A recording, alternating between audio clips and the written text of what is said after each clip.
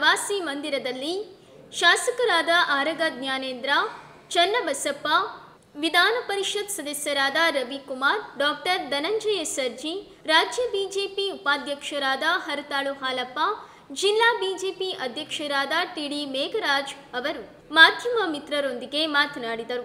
ಸರ್ಕಾರ ನೆರೆ ಪರಿಹಾರ ಹಾಗೂ ಮಲೆನಾಡು ಭಾಗದಲ್ಲಿ ತೀವ್ರತರದ ಮಳೆಯಿಂದ ಹಾನಿಗೊಳಗಾದ ಪ್ರದೇಶಗಳಿಗೆ ತಕ್ಷಣ ಸರ್ಕಾರ ಸಂಬಂಧಪಟ್ಟ ಇಲಾಖೆ ಹಾಗೂ ಅಧಿಕಾರಿಗಳೊಂದಿಗೆ ಸಮೀಕ್ಷೆ ನಡೆಸಿ ಪರಿಹಾರ ದೊರಕಿಸಬೇಕು ಎಂದು ಆಗ್ರಹಿಸಿದರು. ತಾವು ನಡೆಸಿದ ಅಧ್ಯಯನ ವರದಿಯನ್ನ ರಾಜ್ಯ ಸರ್ಕಾರಕ್ಕೆ ನೀಡುವುದಾಗಿ ಸುದ್ದಿಗಾರರಿಗೆ ಮಾಹಿತಿ ನೀಡಿದರು.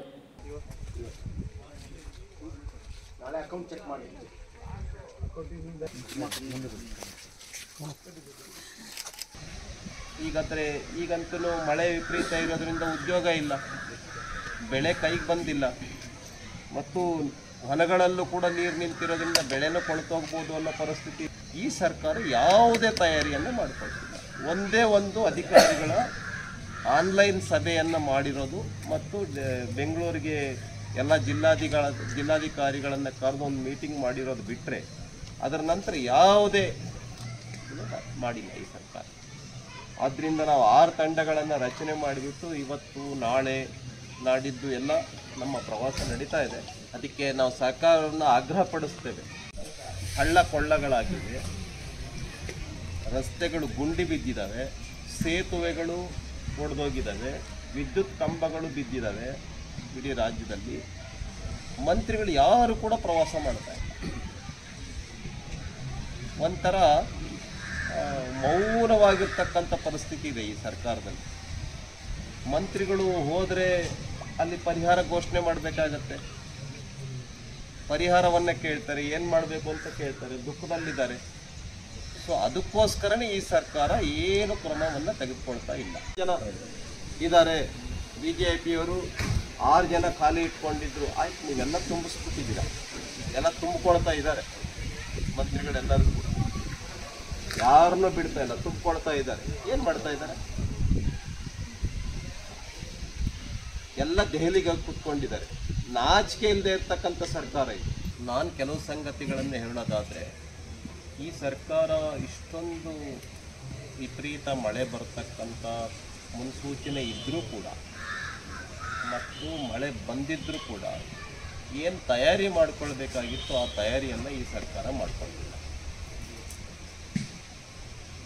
ಬಹಳ ನೆಗ್ಲೆಕ್ಟ್ ಮಾಡ್ತಾ ಇದೆ.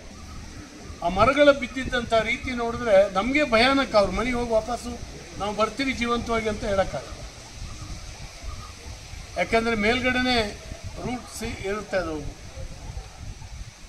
ಅಕೇಶಿಯ ಮರಗಳಿಗೆ ಎಷ್ಟೊತ್ತಿಗೆ ಯಾರ ಮೇಲೆ ಬೀಳ್ತದೆ ಹೇಳಲಿಕ್ಕಾಗಲ್ಲ.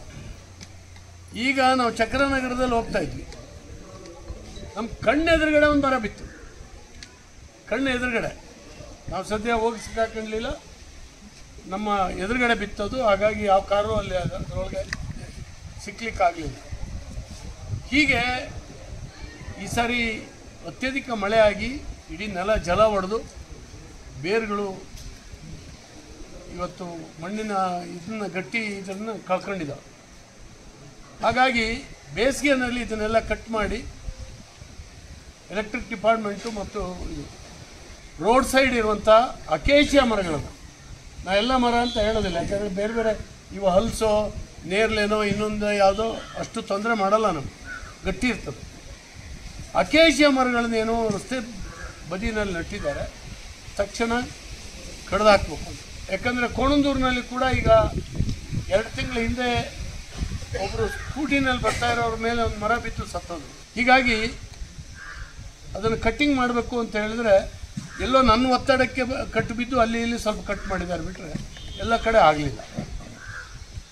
ಆದ್ದರಿಂದ ಸರ್ಕಾರ ತಕ್ಷಣ ಇದರ ಕಡೆ ಗಮನ ಕೊಡಬೇಕು, ಜಿಲ್ಲಾಧಿಕಾರಿಗಳು ಇದ್ರ ಬಗ್ಗೆ ಗಮನ ಕೊಡಬೇಕು.